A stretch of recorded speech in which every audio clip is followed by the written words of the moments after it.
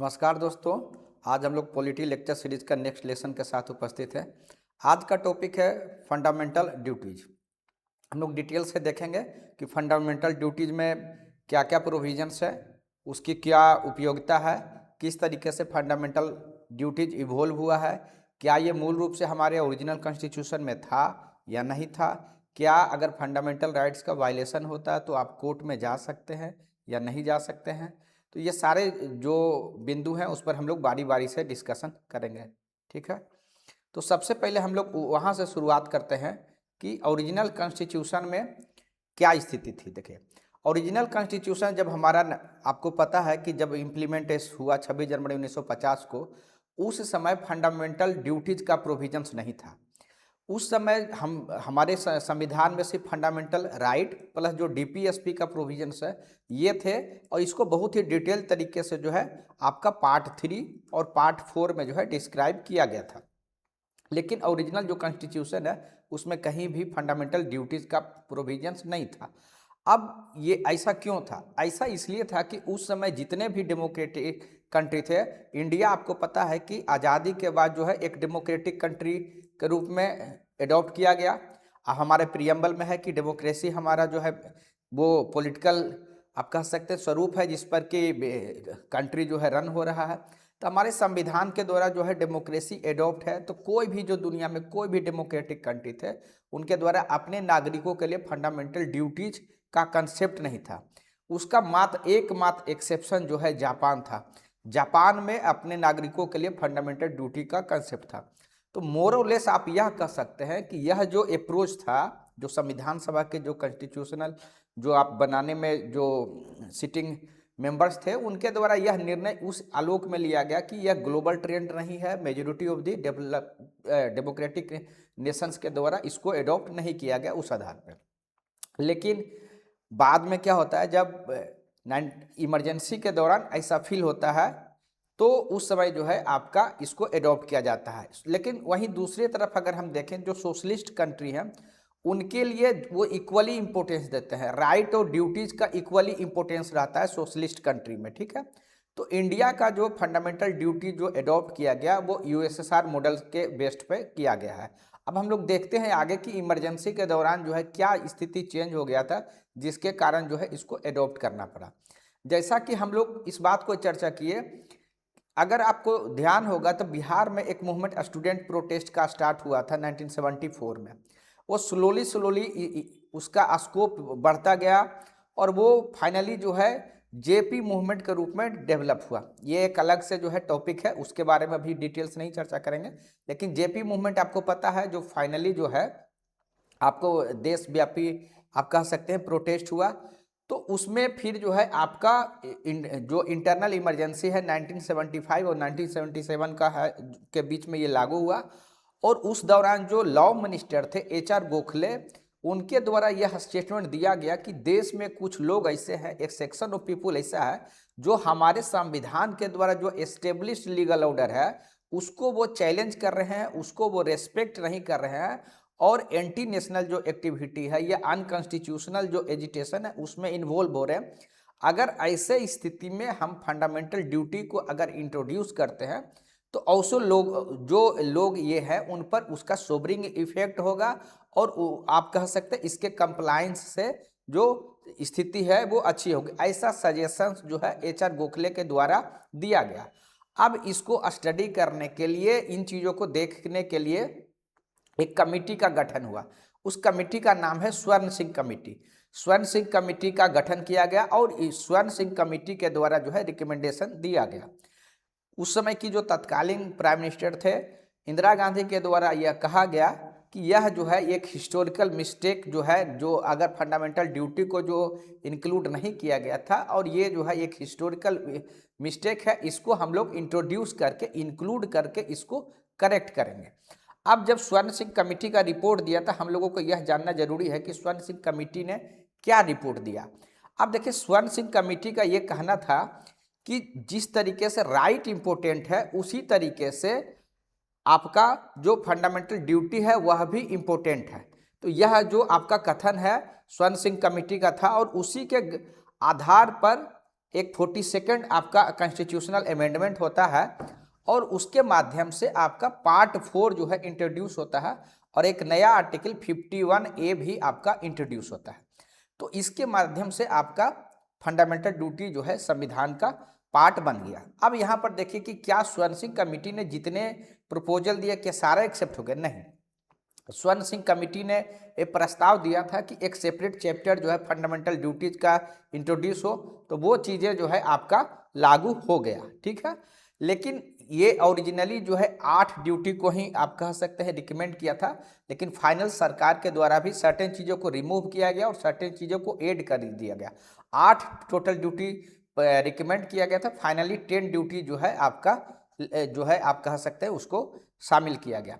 तो हमको लोगों को यह जानना जरूरी है कि कौन कौन सा जो रिकमेंडेशन है वो रिजेक्ट हुआ था। देखिए, फर्स्ट जो रिकमेंडेशन आपका रिजेक्ट हुआ था वो है पेनाल्टी फॉर नॉन कंप्लायंस, यानी स्वर्ण सिंह कमेटी के द्वारा यह कहा गया था कि पार्लियामेंट जो है उस तरीके का कानून बनाने के लिए सक्षम हो सके कि अगर कोई वायलेशन करता है फंडामेंटल राइट को, अगर फॉलो नहीं करता है, कंप्लायंस नहीं करता है, तो उस केस में पेनाल्टी का प्रावधान हो। तो ये एक जो है इसको स्वीकार नहीं किया गया था।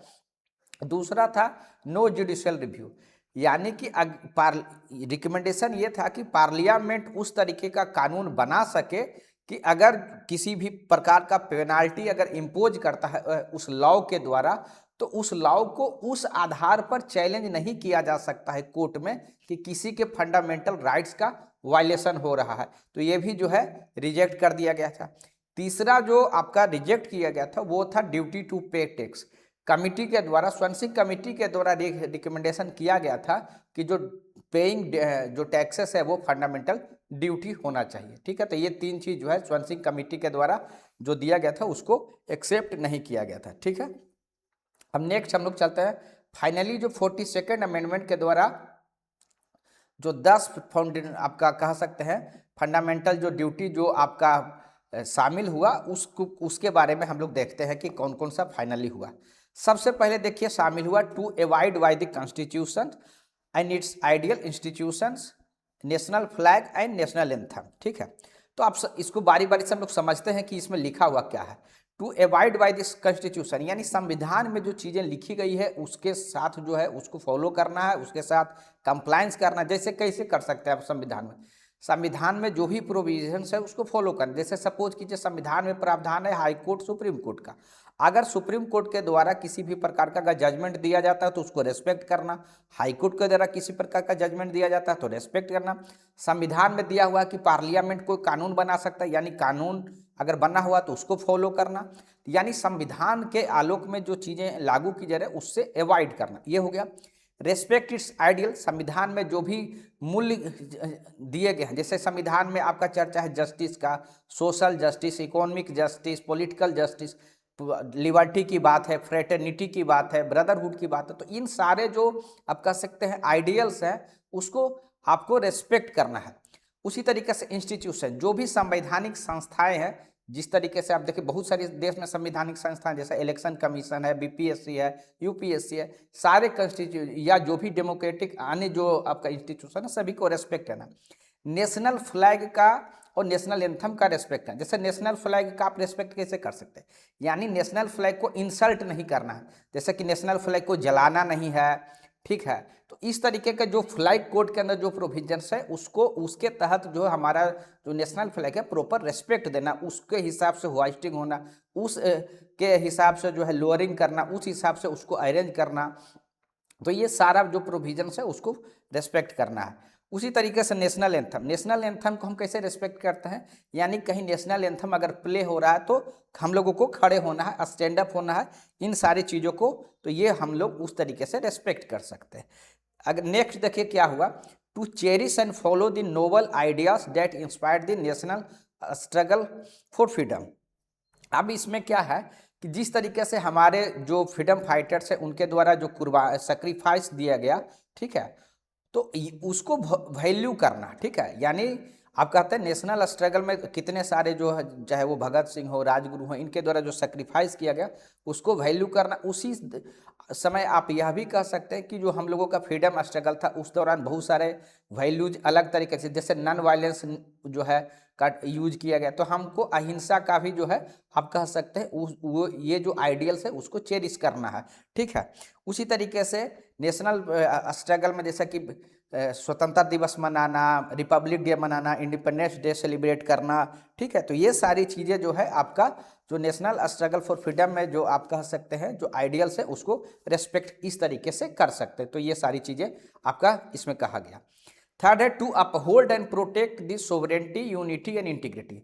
तो देश का संप्रभुता है, एकता है, अखंडता है, सबको मेंटेन रखना है। तो इसमें है हम किस तरीके से एज ए सिटीजन कर सकते हैं, यानी कहीं पर देश को विभाजन करने वाला अगर कोई एक्टिविटी हो रहा है, जैसे कि मान लें कहीं पर सिसेशनिस्ट मूवमेंट हो रहा है कि कोई कह रहा है, उस तरीके का मूवमेंट चल रहा है कि देश से हमको अलग होना है, तो उसको क्या करना है, आपको सपोर्ट नहीं करना है, उसके खिलाफ में रिपोर्ट करना अगर जानकारी मिलता है। वहीं दूसरी तरफ कहीं उस तरीके का सूचना मिलता है एंटी नेशनल गतिविधि का, तो उसको क्या करना है, प्रॉपरली जो है रिपोर्ट करना है। यानी इस तरीके की चीज़ से करके नहीं, वो सारे एक्टिविटी करना है कि हमारा जो देश है वो सोवरेन रहे, यूनिटी रहे, हमारी इंटीग्रिटी जो है मेंटेन रहे। ठीक है, तो उसी तरीके से जो अन्य जो चीज़ हैं जैसे रीजनलिज्म है, कास्टिज्म है, ये सारी चीज़ों को आपको आप कह सकते हैं कि सपोर्ट नहीं करना है और उसके अगेंस्ट जो है जो नियमता एक्शन है वो लेना है। तो ठीक है, अब नेक्स्ट हम लोग देखते हैं to defend the country and render national service. जो हम कंट्री का सुरक्षा करना, अब जरूरत पड़ने पर नेशनल सर्विस प्रोवाइड करना। जब हम लोग फंडामेंटल राइट में भी पढ़े थे कि सरकार अगर उस वो स्थिति आता है तो बॉर्डर सुरक्षा के लिए या कोई आपदा की स्थिति है उसमें वॉलेंटरी तरीके से सेवा देना के लिए हम लोगों को तैयार रहना चाहिए। तो ये हम लोगों का फंडामेंटल राइट में से है। उसी तरीके से है to promote harmony and spirit of common brotherhood transcending all diversity and to renounce practices to derogatory to the dignity of women. अब जैसे क्या है कि हार्मोनी एंड कॉमन ब्रदरहुड किस तरीके से मेंटेन रह सकता है, अगर कोई बात करता है कॉम्युनल हेट्रेड की, धर्म के आधार पर आप कह सकते हैं अगर कोई हेट्रेड फैलाता है तो उसको आपको जो है सपोर्ट नहीं करना, ऐसे चीज़ों से दूर रहना है। ठीक है, उसी तरीके से कास्टिज्म अगर कोई कर रहा है तो इसका भी अपोज करना है, कॉम्युनल हेट्रेड कर रहा है उसका भी अपोज करना है। ठीक है, अब हम लोग ब्रदरहुड किस तरीके से फैला सकते, जैसे कोई फेस्टिवल है, बहुत बार जो है अलग अलग जो रिलीजन है वो एक साथ फेस्टिवल पड़ता है, तो बहुत बार कॉन्फ्लिक्ट नहीं होके उसको उस तरीके से सेलिब्रेट करना है कि वो दोनों बीच का जो है ब्रदरहुड को दिखाए। ठीक है, उस तरीके से फेस्टिवल को सेलिब्रेट करना है, ये हम लोगों का फंडामेंटल ड्यूटीज है। ठीक है, उसी तरीके से सेकंड देखिए क्या है कि टू रिनाउंस पर, यानी महिलाओं के लिए जो डेरोगेटरी जो प्रैक्टिसेस हैं जैसे कि डॉरी सिस्टम है, दहेज प्रथा है, ऐसे चीज़ों को आप कह सकते हैं कि सपोर्ट नहीं करना है, उसका अपोज करना है।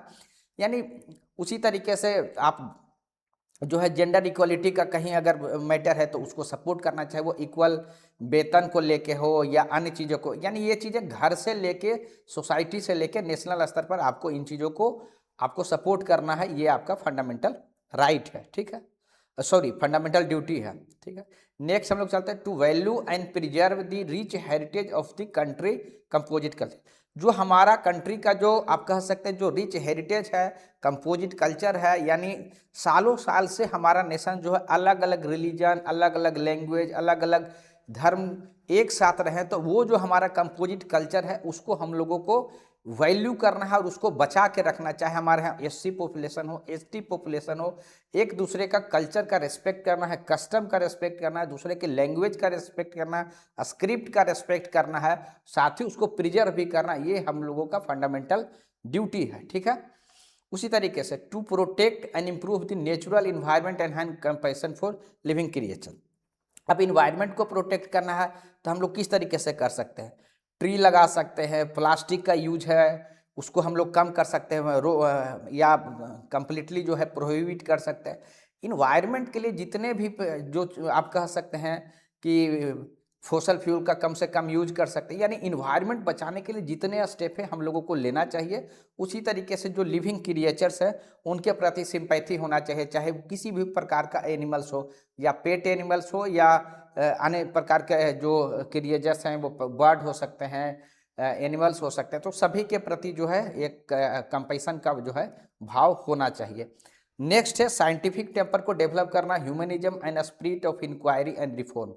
कहता है कि जो नागरिक का यह ड्यूटी है कि वो साइंटिफिक टेम्पर रखे और ह्यूमनिज्म और स्पिरिट ऑफ इंक्वायरी यानी क्वेश्चन करने का जो है आपका स्पिरिट होना चाहिए। जैसे क्वेश्चन किन चीज़ों को करें, जैसे सपोज कीजिए कि कहीं पर दिखा कि सुपरस्टिशन से रिलेटेड कोई चीज़ दिखा, ठीक है, कहीं पर देखिए आप रहता है ब्लैक मैजिक को कर रहा है, तो ऐसे चीज़ों को आपको क्वेश्चन करना है कि नहीं ये चीज़ें गलत है, उसके बारे में आपको इंक्वायरी करना है।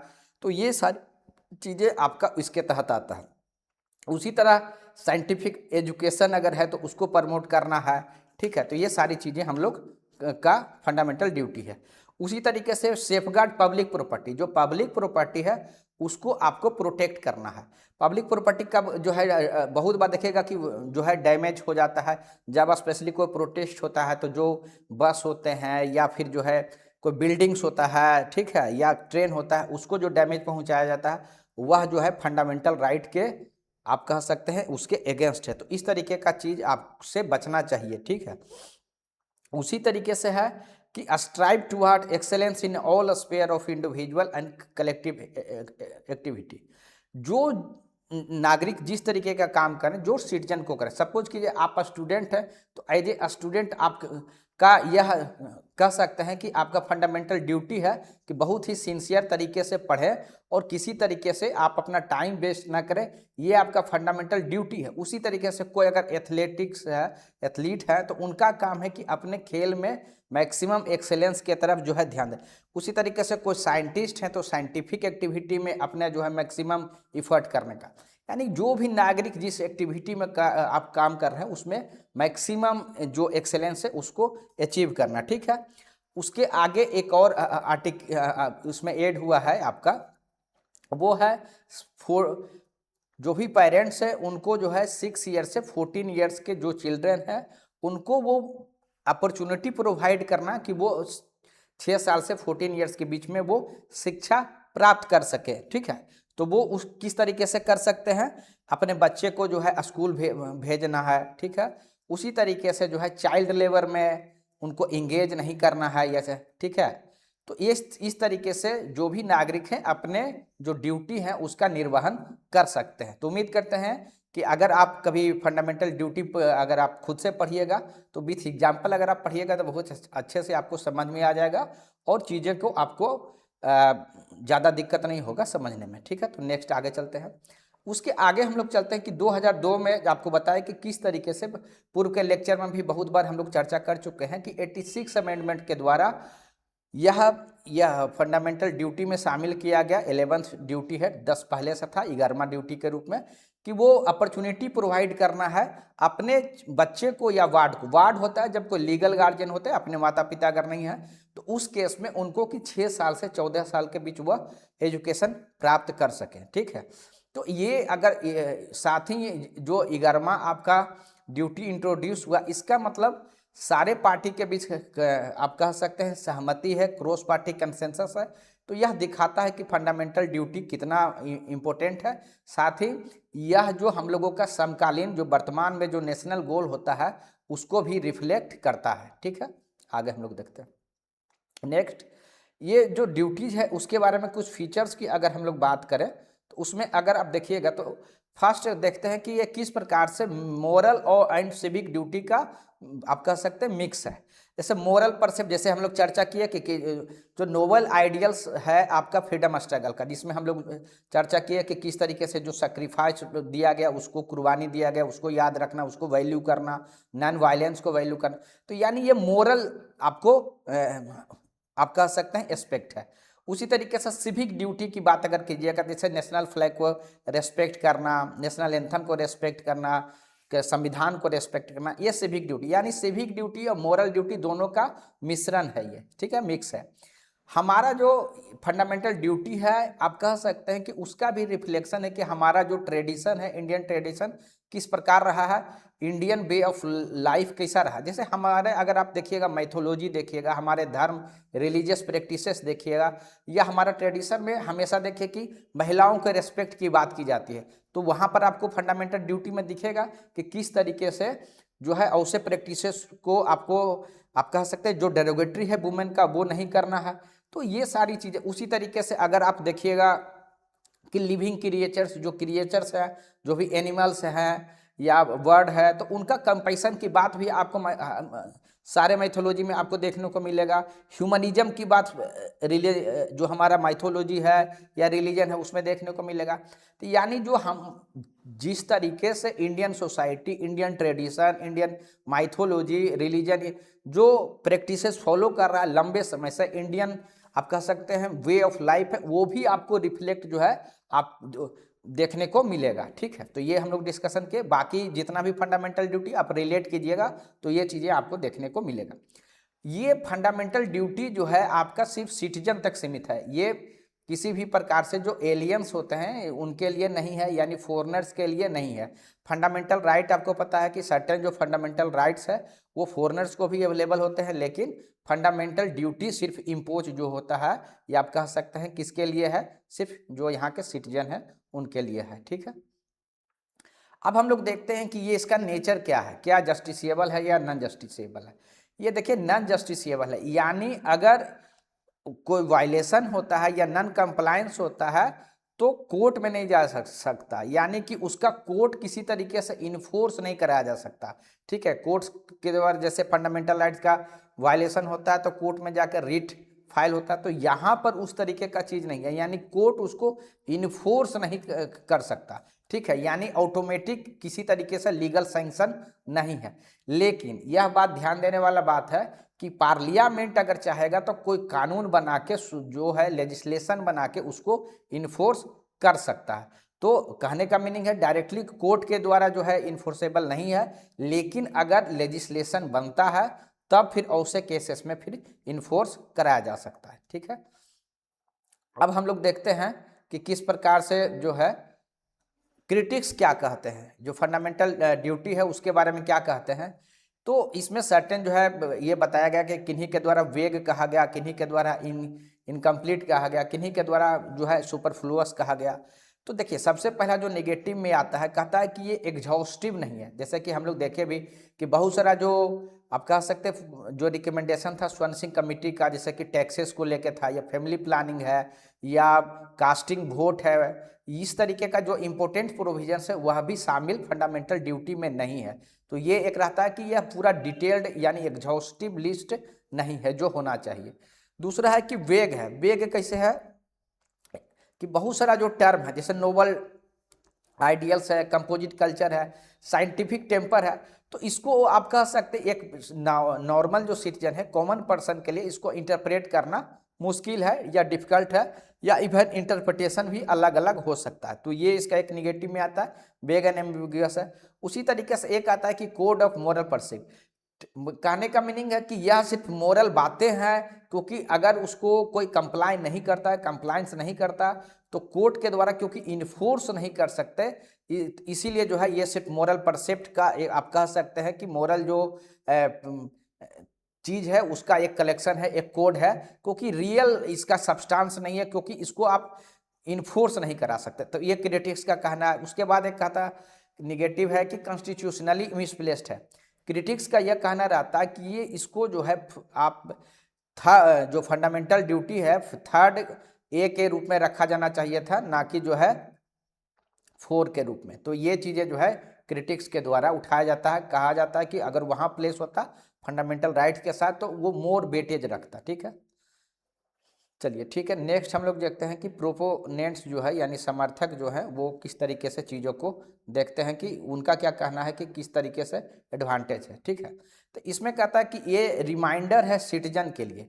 ठीक है, कि जो आप कह सकते हैं जो समर्थक है फंडामेंटल ड्यूटीज के, उनका कहना है कि यह नागरिक को हमेशा याद दिलाता है कि उनका राइट तो इस देश में है, लेकिन साथ ही अपने कंट्री के प्रति, सोसाइटी के प्रति, या जो उनके साथी सिटीजन है उनके प्रति जो उनकी ड्यूटी है, उसको जो फंडामेंटल ड्यूटी है वो रिमाइंड करता है। साथ ही जो एंटी नेशनल एक्टिविटी में जो शामिल रहते हैं उनके लिए एक वार्निंग का काम करता है, डिटरेंट का काम करता है। अगर उस तरीके का काम नहीं करेंगे, अगर फॉलो नहीं करेंगे तो उन पर जो है लेजिस्लेशन बना के उस पर कार्रवाई जो है किया जा सकता है, यानी उनको भी एक वार्निंग के रूप में देता है।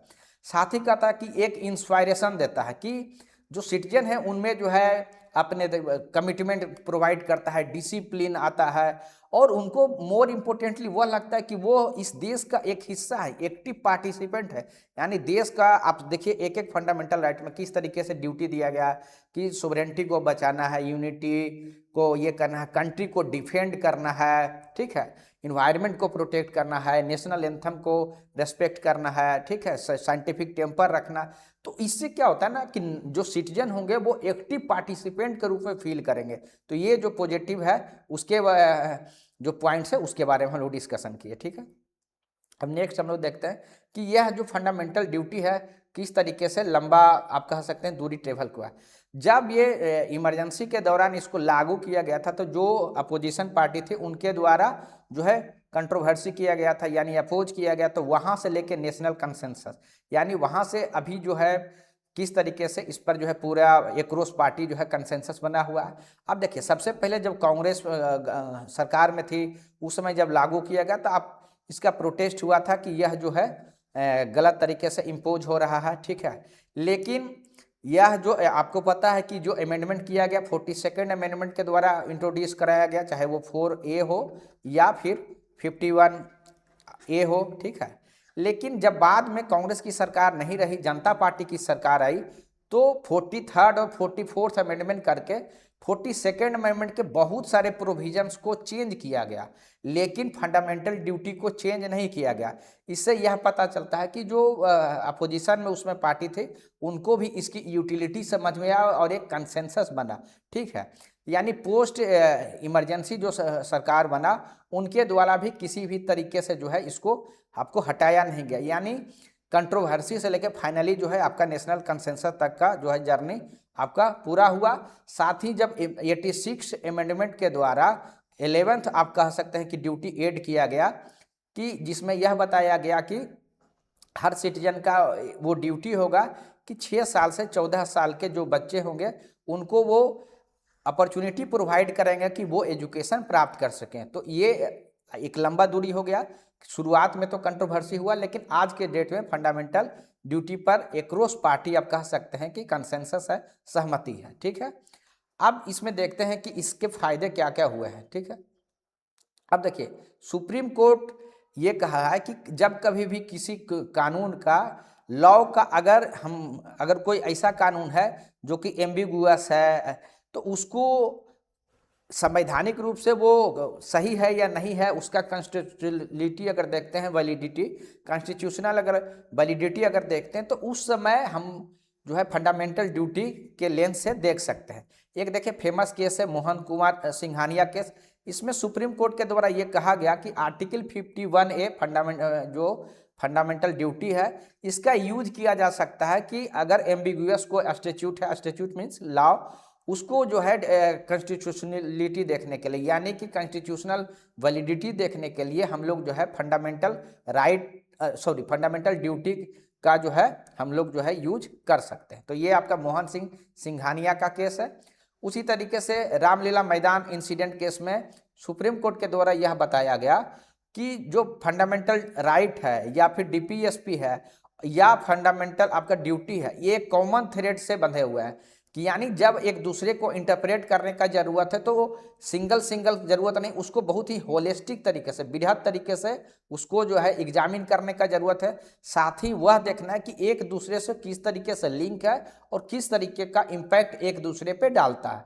तो ये आपका रामलीला मैदान केस में भी इस बात को आप कह सकते हैं कि सुप्रीम कोर्ट के द्वारा बताया गया, ठीक है। तो नेक्स्ट आगे चलते हैं हम लोग। अब है कि बहुत सारे बर्मा कमेटी का जो है गठन किया गया था यह देखने के लिए कि क्या कानून जो है एक्ट बन सकते हैं।